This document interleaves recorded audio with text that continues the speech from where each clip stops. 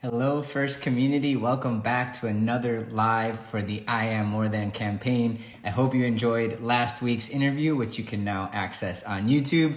And I am really excited for today's guest, Fernanda Sulantay, who is almost the perfect example of the message that we are trying to share with this campaign.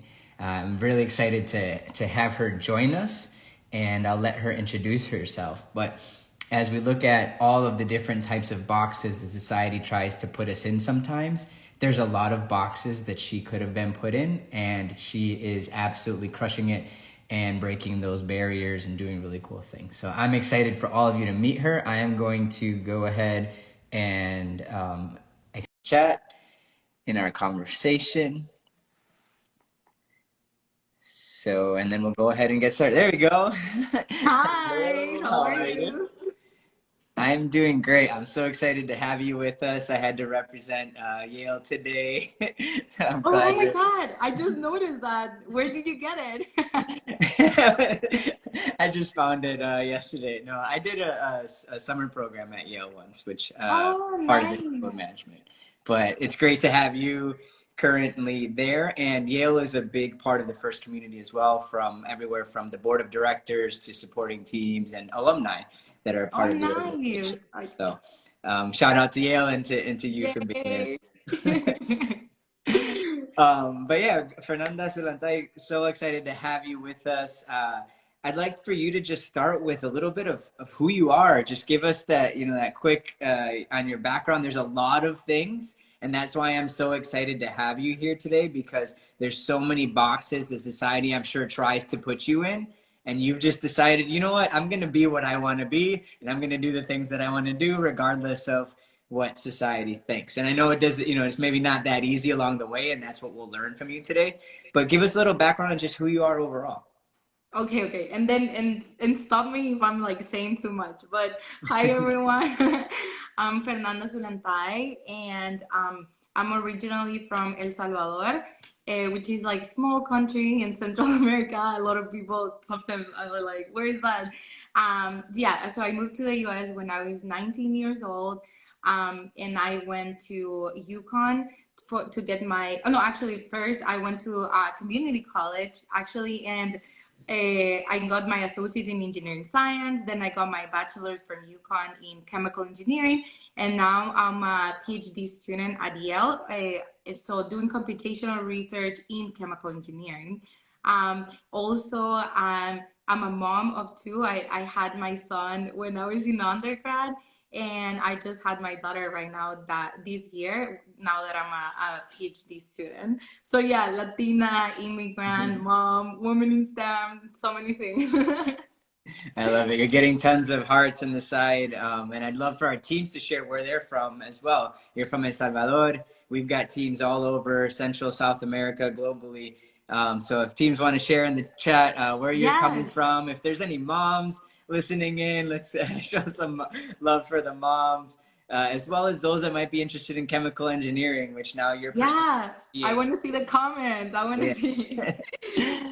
So that's incredible. And again, we were talking about all the different boxes that society tries to put us in sometimes. And that could be first generation, that could be immigrant, that could be mother, that could be woman, the community college, right? There's all Yeah, these different things that kind of along the way people could have said, this is what's what's okay for you as an immigrant, or what you should be able to do as a mother.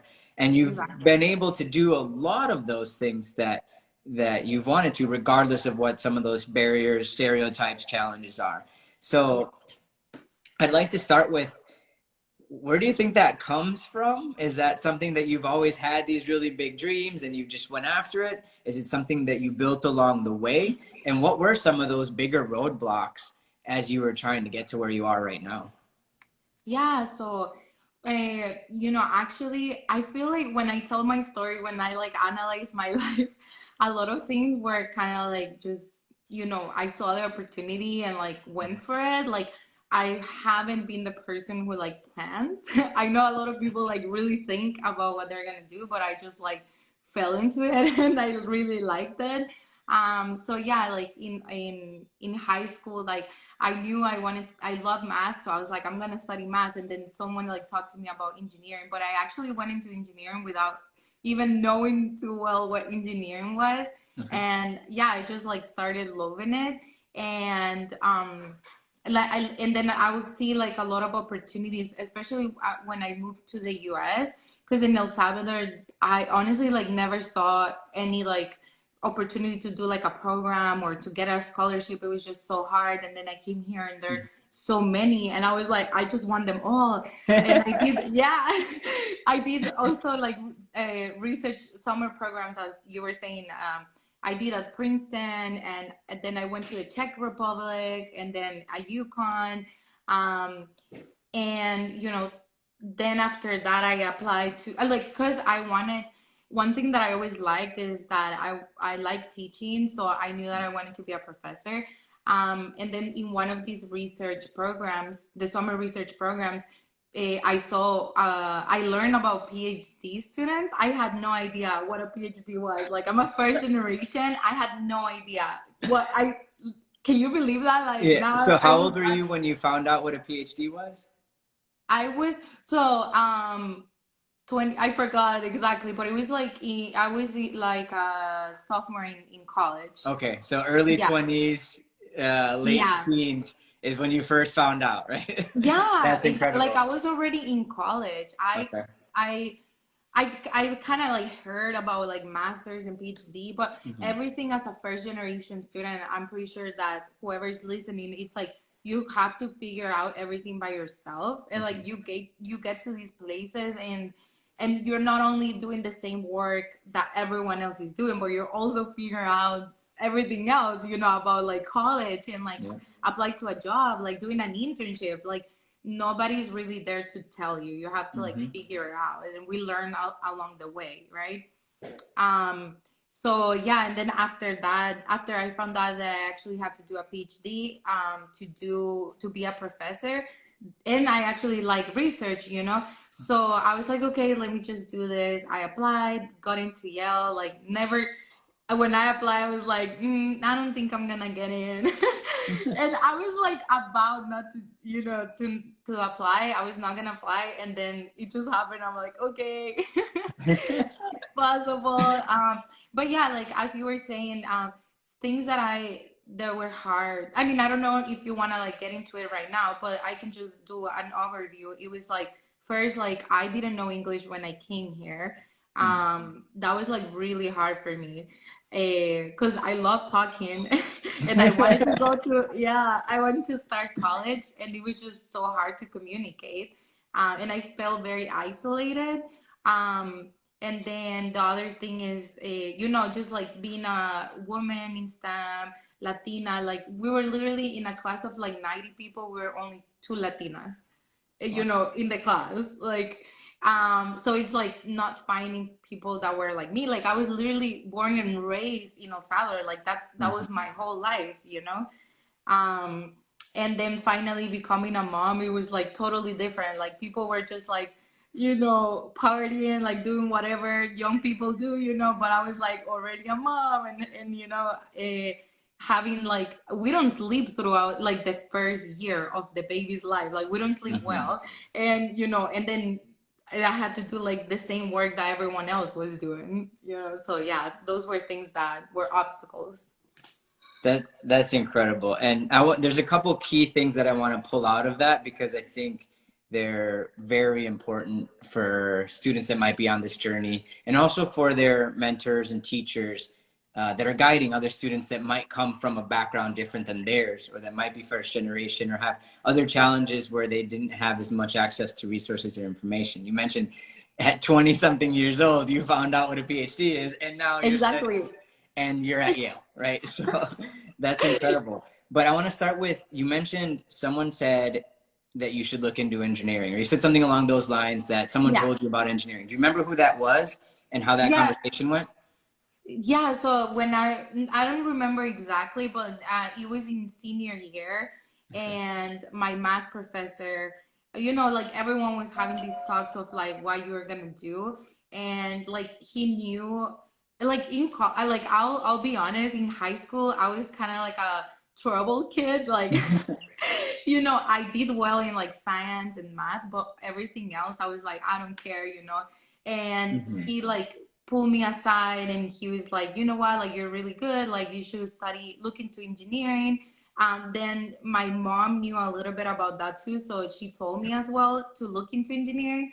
But I actually at that moment I didn't actually like looked into it. I was just like, okay, I saw a curriculum. I have a lot of science classes and Yeah. math, so I'm excited. Okay.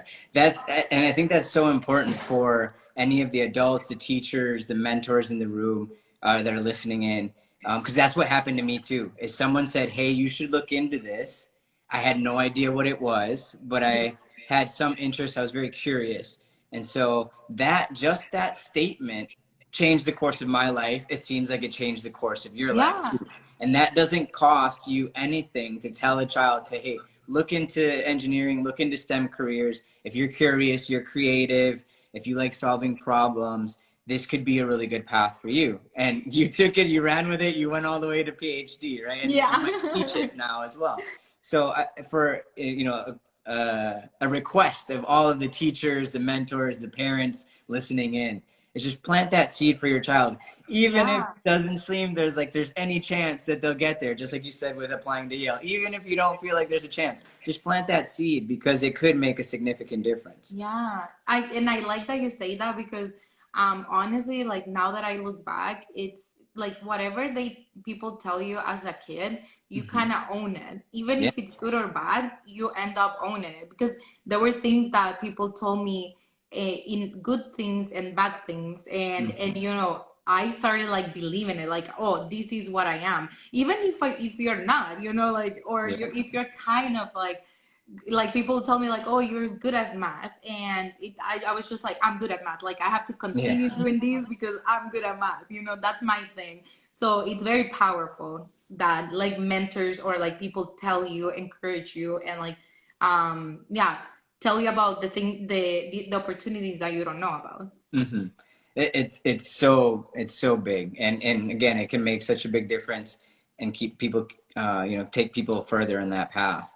So Yeah. I hope everyone will take that to heart, Yeah. and I'm glad you can be an example of that because there's so many times that I've talked to people and they're like, I wish I would have tried it, but like, someone said it wasn't for me, or I never got the opportunity to go to one of those camps that I wanted to go to.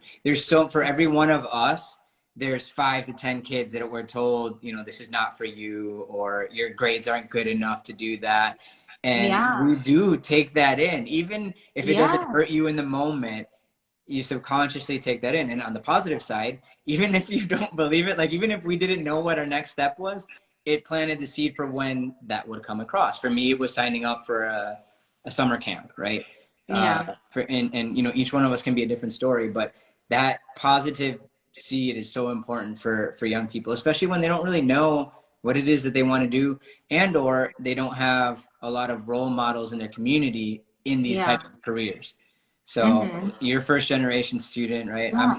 I'm first generation engineer, not first generation college student, but first generation engineer. So like understanding that world was foreign to me. And all of that really helps. So please, teachers, parents, mentors, your student might end up going to be a Yale PhD chemical Yeah, engineering student. Just exactly. that little Like you piece. never know. All the way from El Salvador. Yes. Yes. So that's the next thing I want to go into is you mentioned not knowing what a PhD was and scholarships, right? The opportunities that you didn't know about that eventually started coming through. Yes. Um, for students that aren't necessarily sure what the opportunities for them are out there, how did you first start going about learning where these opportunities were? And what advice do you have for them to go after it? Because one thing they don't know, but I know about you, is that you were graduated debt free, correct? Yes. Yeah. Yes. So tell Exactly. us a little bit about that and how sometimes it's really just believing in yourself and understanding that you can accomplish these things. Yes, exactly. So, at first it was definitely like people telling me about it, like some opportunities. And DC, because I just moved from El Salvador and I started studying, and so like I didn't know anything, about the system. but there were like little things like, for example, I remember my first engineering class in the community college. Our professor there, he told us about this program for engineering students, and it was funded by the NSF. And he was like, you know, you need a recommendation letter, so I'm gonna help you with that. Like he was telling us, right? And then yeah, I did it, and it was amazing. It was kind of like a senior design thing, and I did it in my freshman year, and then I did it for like 3 years. So I kind of like worked in like hands-on projects from the beginning, because you know, like at the beginning it's a lot of theory, you don't actually do stuff. But I had that experience since the beginning. It actually helped me to get a job as an engineer before I graduated, because I learned like things like SolidWorks that actually in chemical engineering I don't learn. Like I wouldn't have not learned it, but I did. And I started coding there, like being exposed to like Arduinos. I don't know if you're familiar, or Yep. like Raspberry Pis. And so yeah, that was one thing. And then I remember also someone mentioned to me about a scholarship there. And to me, like at the beginning, I thought that to get a scholarship is just like you get one once you graduate high school, and then it's kind of like a full ride, and that's it. If you didn't get it, then you're done, you know? Yeah. That's what I thought. And then I saw that actually there were like a lot of small scholarships. So that's what I did. And what I started to do is that I went to my good old friend Google, you know, and like I created a spreadsheet, and I started like Googling things like scholarships for Latinas in STEM, for women in STEM, for this, whatever applied to me. I'll look into it, and I'll write down like the deadlines, and because there are like so many throughout the year. Yeah. And I applied, and like some of them you could reapply the following year. So like I already knew the system, and I kept applying every year. So from that, you know, I'll get like $500 here, $1,000 there, that were helpful to me, because I moved here with my older sister, but we both had to work, and like because we had to pay for rent and all of that. So I always had a full-time job, and I had like my full-time school. And but you know, I had to pay rent and everything else, because obviously like I didn't get paid well. Like I work at Chipotle, I like Wendy's and stuff like that, and restaurants. And so I'll get this money, like some money from these scholarships. So yeah, definitely like Googling. But I feel like now students have they have it even better, because now we have STEM influencers, like so much in TikTok. Like you can go, and like there's so many people giving these tips. So like you literally just have to like search it, make your spreadsheet to apply to scholarships. And for the other opportunity, like the research that I did at Princeton, for example, my physics professor told me about it. And actually, like I just got my engineering job like that January, and he was telling me that it was during the summer for like 10 weeks. And I told him like, oh no, like I just got this job, you know, and I actually need the job, right, to pay for my stuff. Yeah. Yeah. And he was like, you know, if you get it, this is like a lifetime, like once in a lifetime opportunity. Um, and I'm like, okay, like let me just try it, you know? And like I know that in here some people they apply to like different stuff for the summer to see what they get. I only applied to one thing, and thank God I got it, you know? And then that opened up the opportunity to go to the Czech Republic. I met like so many other people in there that they're connections now, you know, like they're all in the workforce now. And whenever I graduate and I go to get a job, like I can connect with them, right? And after that, after I found out about these summer research opportunity, like they're called REUs for like whoever is interested. I'm gonna put it here in the chat. Like you can apply.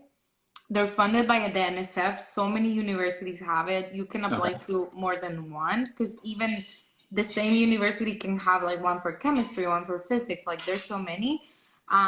They pay you to work there over the summer. Most of the time they cover your traveling. Sometimes they even give you food. Like I was like fully covered for that time. It was like really cool. And once I knew about that, like I just started again like Googling like research programs and like stuff. And I found the one at MIT. I don't know if you have heard of it. I forgot the name of it, but it's like also like summer research. Okay. Yeah, Yeah, I'm and sure there's tons of programs yeah, out there based on your major, what area of the yeah. country, the type of research you want to do. Yes.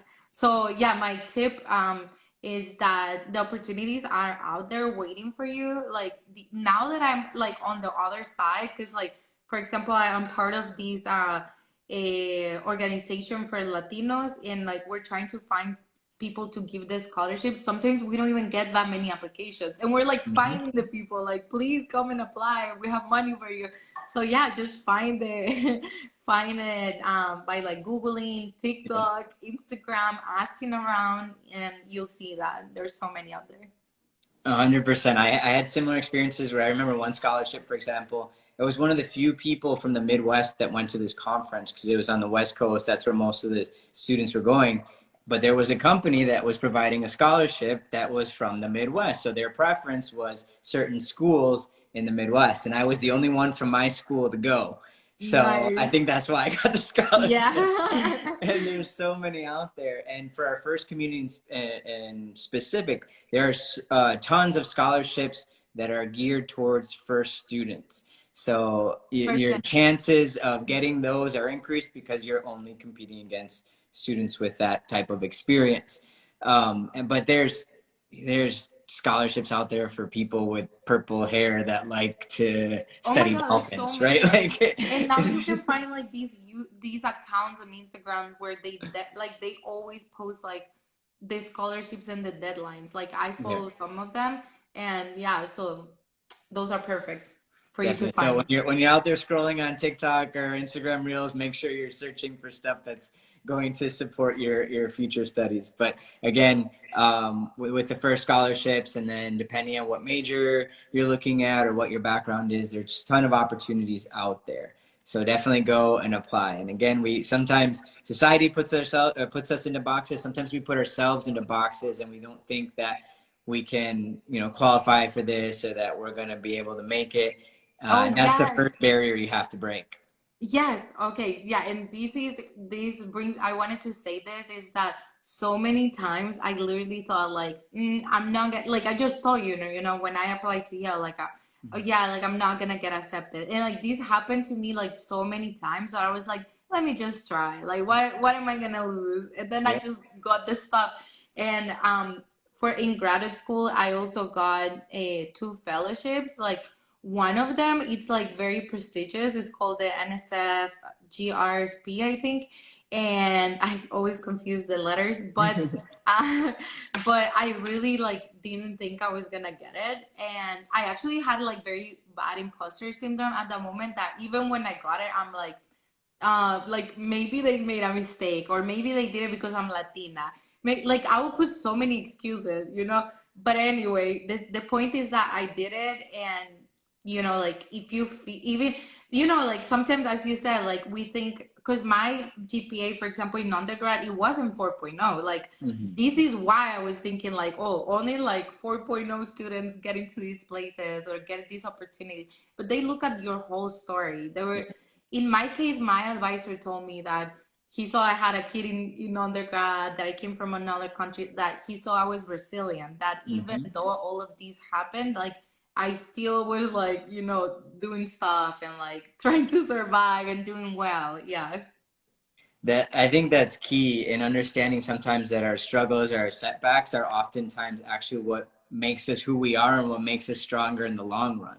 So I hope that students listening in will view any of those hardships that they're having as a potential strength in the long term.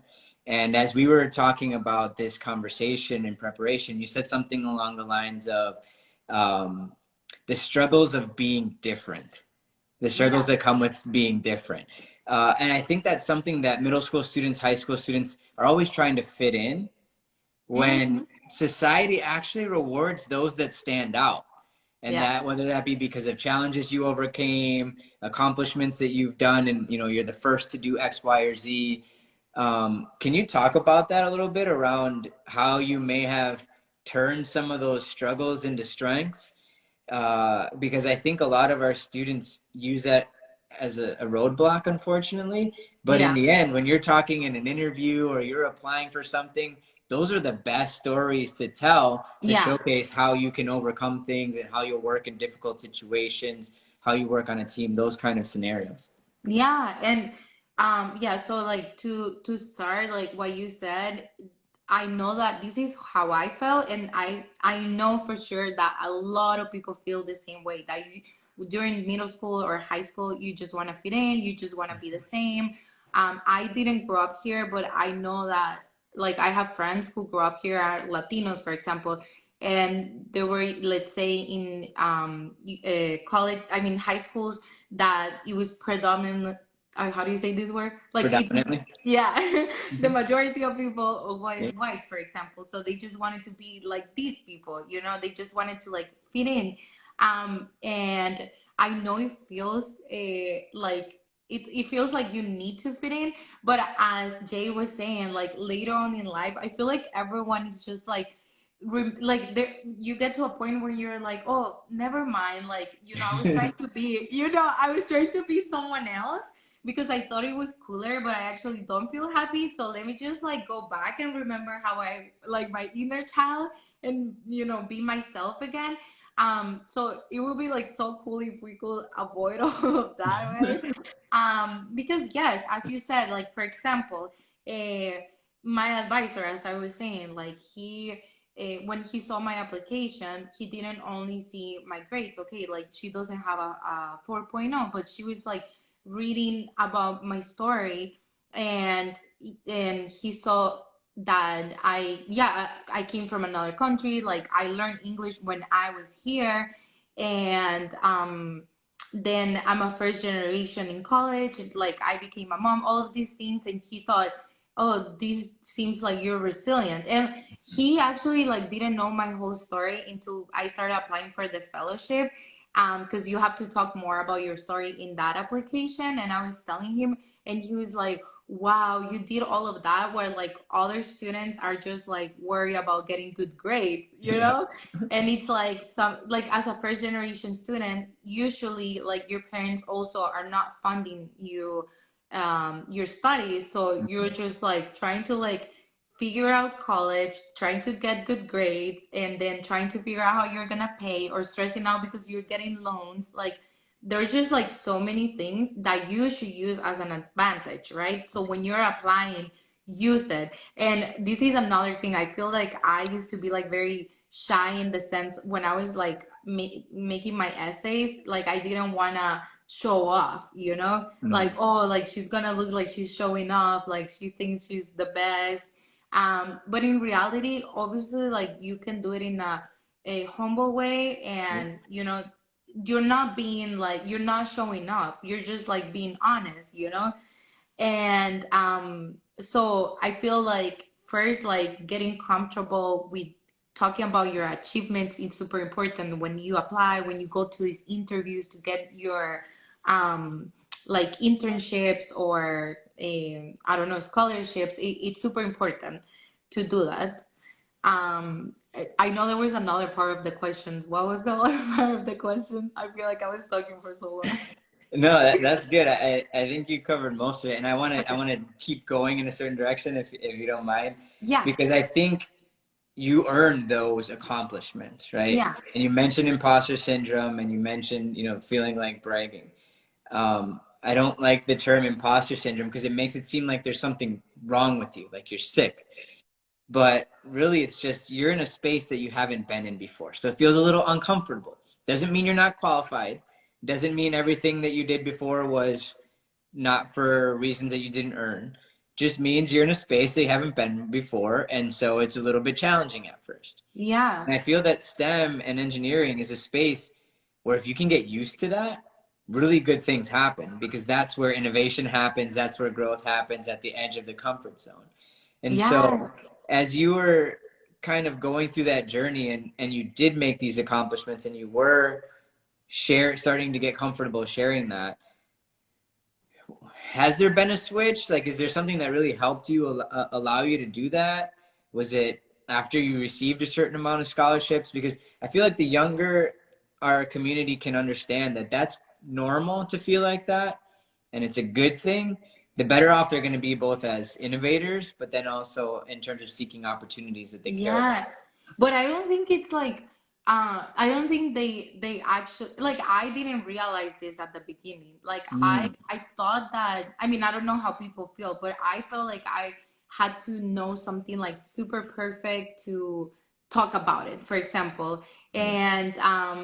And you know, by doing like content creation on social media, like at the beginning I felt like how am I gonna like put myself out there and like talk about things that I'm not really 100% sure about, or like doing research, for example. I feel, and as you said, like in engineering school, like you learn that or in college in general, you learn that you're gonna fail a lot of times, and that's okay. Like that's part of the process. And I feel like I don't know if it was like how I was raised or what, but I felt like I couldn't fail. Like you know, that was just like bad. You know, like you fell. I don't know. It like I didn't see it as part of like the growth process, Yeah. and so like when I like started getting this idea that it was part of the growth process, a lot of pressure. You get rid of a lot of pressure. I had so much pressure to like be perfect. I had like so much anxiety when I was in undergrad trying to like get a 4.0 and like do all of this, and I'll compare myself a lot. I feel yeah like that I wish I could go back in time and I'll be like Fernanda, like relax, you know, so much stress just before like comparing myself when like everyone is different Yeah. and everyone's path is different. So and there were like many times where I felt like that I felt like I wanted to give up because I felt like I was different than everyone else. Like for example, one that comes to mind is that I was telling you about these engineering program that my professor told me about the first semester in the community college. So I went to this, and this was like I recently came to the US. I started the community college, and my English wasn't perfect. Like I was good at reading, but whenever people would talk to me like live, I was like freaking out, like I don't know what to say, you know. And then I'll like look at my sister because she knew more English, and I'm like, can you translate, you know, for me? And I went to this program, and the first day, like everything was like everything people were saying was like this, you know, like I couldn't understand what people were saying, like because it was in English, because I felt like people were smarter than me, and I just like felt so out of place at that moment that when I went back home, I was just like crying. I'm like, I don't want to go back there, you know, like I don't know anything about anything. Um, but so like there were like several times that I felt that way, but one thing that helped me, it was just like I would cry one day or feel bad one day, and then I'm like, no, let's just do it, let's just try it, you know. And I keep putting myself out there, and believe me, like there were so many times where I felt like uh, like I didn't know enough, like I felt insecure, but I just like keep putting myself out there. I'm like, one day I'm gonna make it, you know, like let's just do it, let's just do it. And as you said, like there's a point where you get comfortable with having like having that feeling, right? Hmm. um and then you start understanding that it's just like part of the process. It's kind of like when you're doing an engineering problem. Sometimes I will look at my homework and I'm like, wow, like I have no idea what this homework is saying, right? Like I don't know if you felt that way. And then after you work on it for like hours and hours, you're like, oh, I finished and I was able to do that really hard thing. Yeah. And you feel like very accomplished at the end. So yeah, like in right now in graduate school, for example, when I was presenting, a huge difference that I felt is that when I was presenting as an undergrad, I feel like people don't pay attention to you and they don't ask questions. Aw. Right? Like I feel like For people undergrads. literally ask questions, like the students, right? And then in graduate school, everyone it's like really listening to you, and like everyone makes questions that probably you didn't think about. Okay. So I was just like so scared, like because sometimes I didn't know the answer, but the more I did it, the more I put myself out there, I just like realized that nobody has it figured out. I feel like that's so important to say, and Yes. that you can say like, oh yeah, I don't know that, actually, oh that sounds interesting. Let me look into that. Like I haven't looked into that, and so yeah, like, just like getting comfortable with that feeling, it's gonna be like super helpful. Like the better you do it, I mean, the sooner you do it.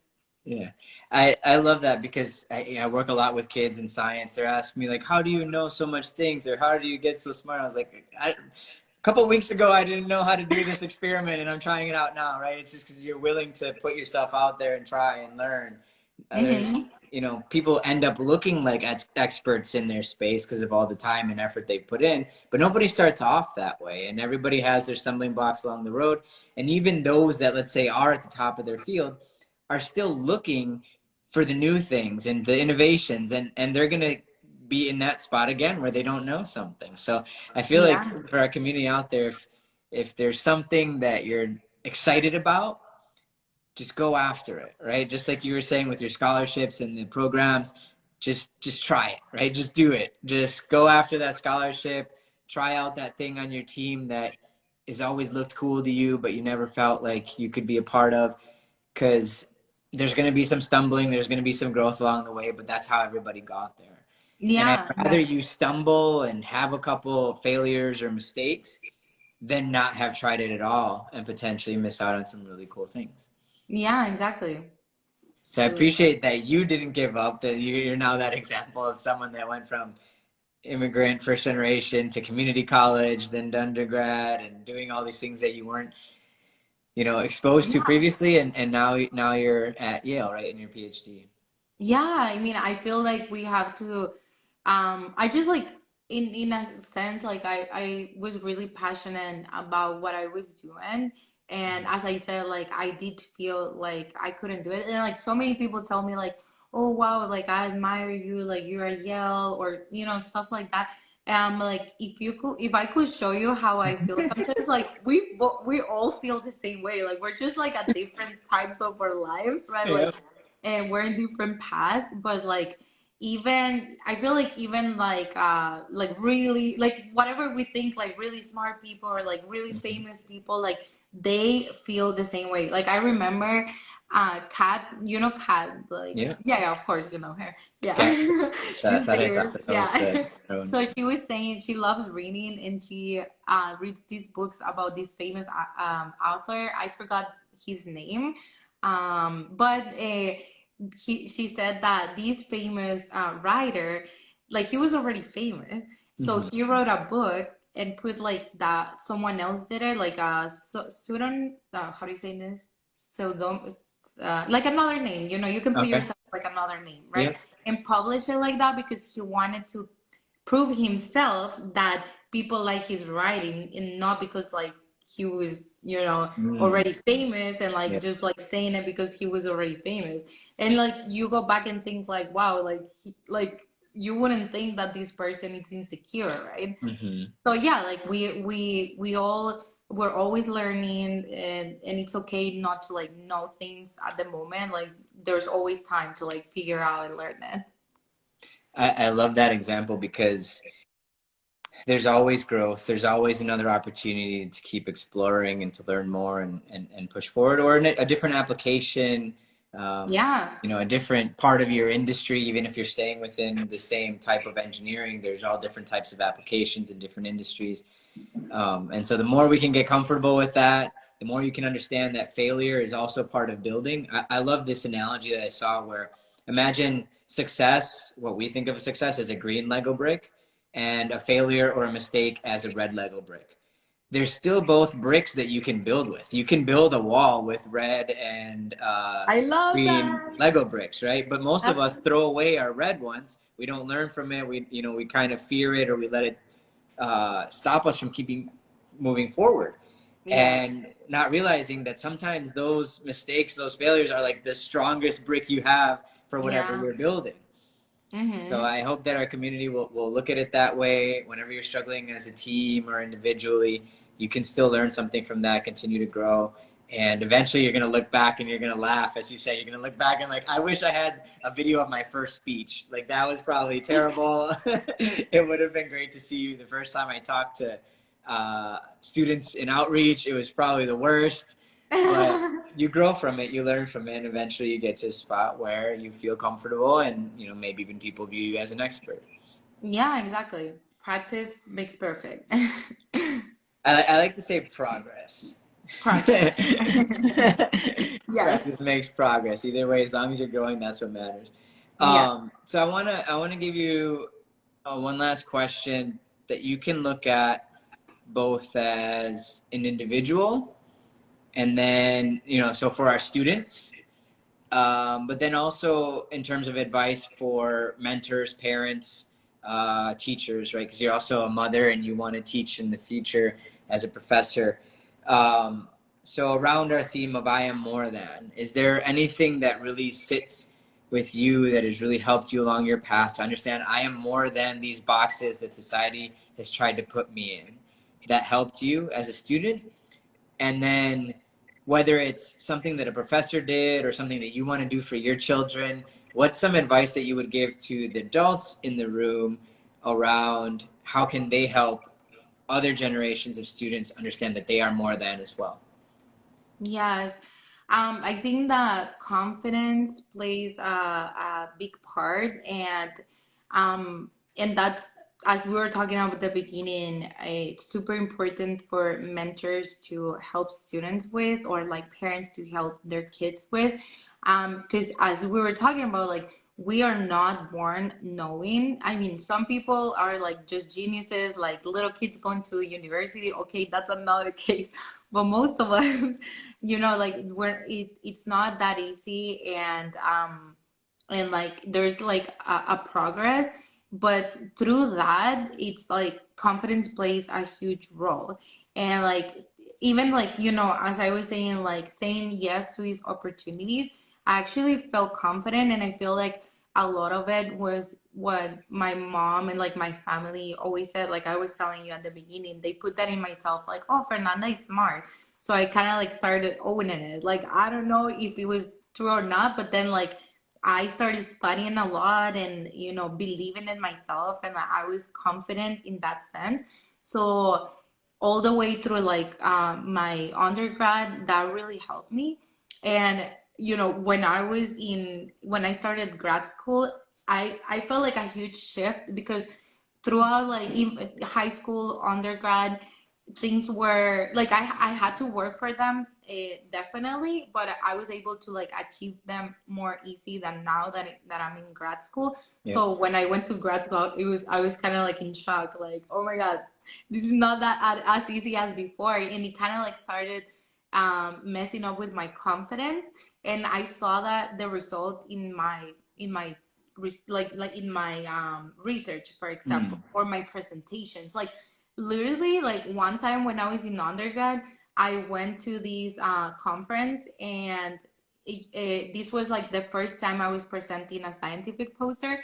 And I found out like a few days before the conference that I was gonna present, but because I already knew my research and everything, I said like, yes, let's do it. And but I felt so confident that that day I won first place, the first time Nice. I presented my research. But then I went to grad school, and as I told you, like I presented one my first time, and a lot of people were asking me questions where I didn't have the answer to. So I started like feeling like super, or like not confident at all, and I felt like people were like attacking me instead of like when they were just like literally just curious. Yeah. But I could see the difference in both scenarios, right? But now, like after like some things that I had to work on, now like I'm like getting back to it. And I do see the difference. So yeah, definitely like building that confidence on the kids, and for the kids to understand, that it takes time, it takes a lot of effort. And a lot of people say like, oh, but I cannot do it. But it's like, yes, you can, but you have to make it a priority, like seriously, like one. Oh, you're like You froze for a little bit. We're good? Okay. Uh, we're good. This is one tip that someone told me when I was gonna apply to this big fellowship. The guy was like, he is like the person who like runs the scholarships and fellowships in the university. He told me, you know, the difference, because I was like, what can I do, you know, to like get it? Like, give me some tips. And he was like, you know, these people who win these big fellowships or scholarships, they always have their eyes on their prize, Mm. you know? And it's like, literally, I was thinking, like, wow, like when you put your mind into something and you change everything in your life around that, you can really see the like how everything changes, you know, how you're achieving like step by step. So I'll give you an example with just with like content creation here. You know, when I started, like I had an idea, like this is what I want to do, you know, like I want to like reach a lot of people. I want to create like the coolest videos. I want to do this, I want to do that. And there was like a period of time where I was just like going hard on it, like creating videos every single day, like doing my research, like, you know, getting this camera, like I was just like working on it. And I was able to grow like really fast in that period of time. So like these things that I have done in my life, I'm like, okay, like I have noticed that I can get whatever I want if I like work on it, and like, Mhm. you know, I study, I research, and I just like put myself into it. So like work hard, yeah. I love what you're sharing, and I want to simplify it back to like our childhood, right? When you wanted to ride a bike, you didn't look at it and be like, "Oh, that's hard. Like I'm never gonna ride a bike. I'm not gonna go after it." Right? You fall a bunch of times. You have Yeah, to start with training wheels and elbow pads and knee pads, and sometimes it's embarrassing. But eventually, you figure out how to ride a bike, and then it's easy in the long term. You look back like there's no reason why you think you would ever struggle at that again. And there's ways where you can, you know, do more advanced things. But either way, I hope that our community will start to look at things like that and understand that, yeah, it's going to be a little difficult at first, but if you're passionate about something, just go after it. It's not going to be super easy all the time. no, Might yeah, be have some rejection and there might be some mistakes, but you're going to always end up better. Even if you didn't get what you wanted, you're always going to end up a little bit stronger, a little bit smarter, a little bit more resilient. Whatever it is, you're going to get something out of the process. And for the yes, parents, you know, if you're seeing that, or the parents, mentors, teachers, whoever's listening in from the adult perspective, if you're seeing a child is passionate about something, just planting those seeds of confidence in them. Even if the first time they rode their bike, they looked terrible and it looks like there's no chance that they're ever going to figure this out. Plant those seeds of confidence, help them with, you know, the things that they're doing well and building that confidence, and then give them tips in the areas where they seem to be struggling. And that can make all the difference, because I think that sticks with us. Because you mentioned it was the support that your mom gave you early on. That was the same for me. I had parents that kind of gave me that genuine, you can do what you want as long as you work for it. And that has made all the difference in everything I've done ever since. So teachers, parents, educators, mentors, please plant those seeds early on. yes. And I wanted to add to that that, you know, my parents, I mean, as I was saying, I'm a first gen student, so they didn't go to college and they don't like math or science at all. I have two sisters. They also don't like math or science. So like I was literally the only one. So even if you feel like you cannot help, you know, because like you don't have the background or whatever, as you're saying, like just building that confidence, it's gonna be helpful enough. Because my mom was like, I don't know what you're doing, but you got this, you know? That's such a like important part of, I think, success in a lot of first generation, or even like in my case where I was the first engineer. Any first in a family, that just boost is huge, because there's going to be times where we're going to be like, this is hard, or I don't want to do this anymore. But that like affirmation that you got early on, I think, is so important in us continuing to move forward. Yeah. So I hope everyone will take that to heart, supporting people. Thank you, Fernanda. You've been absolutely wonderful. Thank you for, you know, not allowing society to put you in any of those boxes, for just trying and going after all those things, because it's taking you really cool places. I can't wait to see where it'll take you next. And so for that, how can people stay in touch with you? How do they follow you on different channels? And is there anything else really cool that you're working on as kind of like your parting words for the community so that they'll stay in touch with you? Thank you so much for having me. I mean, this is the first time we actually talk live, right? Yeah. Like we have talked behind the scene, like on DM, but yeah, I was like super glad, and I know we're gonna meet soon in SHEP, right? Yeah. Conference, yes.